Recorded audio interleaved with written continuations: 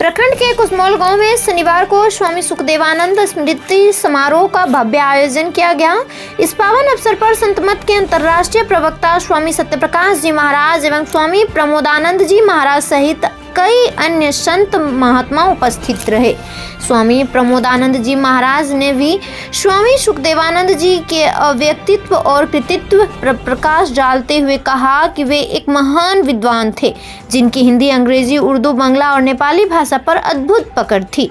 समारोह के दौरान आयोजित सत्संग कार्यक्रम में स्वामी सत्यप्रकाश जी महाराज ने अपने ओजस्वी प्रवचन में कहा कि मानव जीवन में संतों की संगति अत्यंत आवश्यक है। आज की भागदौड़ भरी दुनिया में मनुष्य अपने धर्म और आध्यात्मिक मूल्यों से विमुख होता जा रहा है। उन्होंने कहा कि संसार में सबसे उत्तम योनि मनुष्य की है जो कठिन तपस्या के बाद प्राप्त होती है, अतः हमें इसे परोपकार और सत्संग में लगाना चाहिए जिससे जीवन सार्थक बन सके। इस बीच समाज सेवा के लिए हुए सम्मान समारोह कार्यक्रम के दौरान समाज हित में उत्कृष्ट कार्य करने वाले व्यक्तियों को सम्मानित किया गया। स्वामी सुखदेवानंद सेवा समिति की ओर से विभिन्न क्षेत्रों में योगदान देने वाले को स्मृति चिन्ह और सम्मान पत्र प्रदान किया गया।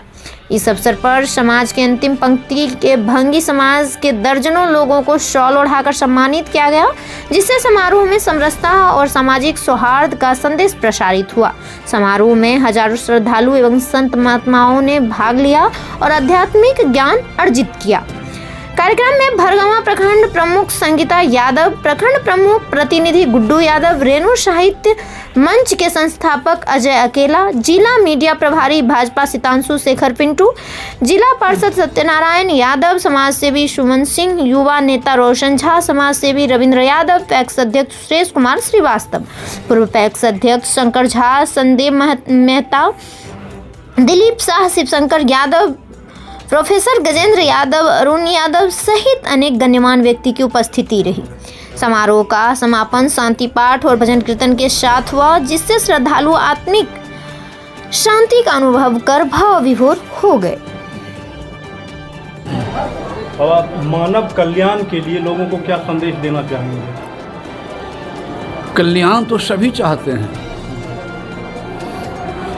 कल्याण सभी चाहते हैं और कल्याण के लिए ही रात दिन प्रयत्नशील भी रहते हैं। और रात दिन प्रयत्नशील रहने पर भी सांसारिकता में आज तक किन्हीं कल्याण नहीं हुआ, परम कल्याण नहीं हुआ है। कल्याण, परम कल्याण का रास्ता एक ही है जो संतों ने प्राप्त किया आत्म तत्व को। उस आत्म तत्व को जानने के रास्ता बताने वाले संत होते हैं। उनका जो ज्ञान है, जो भगवान राम भी उपदेश किए हैं, बड़े भाग मानुष तन पावा, सुर दुर्लभ सदग्रंथ है गावा, साधन धाम मोक्ष कर द्वारा। ये शरीर साधन का धाम है। इस शरीर पा करके, उत्तम शरीर पा करके आप कल्याण की ओर जाएँ, क्यों अकल्याण की ओर जाएँ। जैसे आपकी ज़मीन है, आप स्वतंत्र हैं, गेहूँ लगावे कि धान लगावे, मकई लगावे कि खेसारी लगावे, जो आम लगावे कि बेर लगावे, जो गाछ लगाए वही मिलेगा आपको। तो मानव शरीर पा कर तो परम कल्याण कर सकते हैं अपना साधन करके। और संसार सहारा है जीवन का, सर्वस्व नहीं है।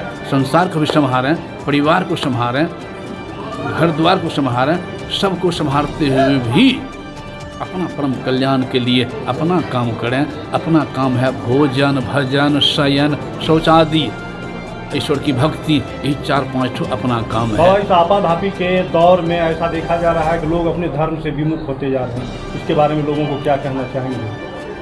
धर्म से विमुख है, ये सत्संग के अभाव में धर्म से विमुख हो रहा है। यही तो हम लोग यही करते हैं कि धर्म को जाने, मानवता को जाने।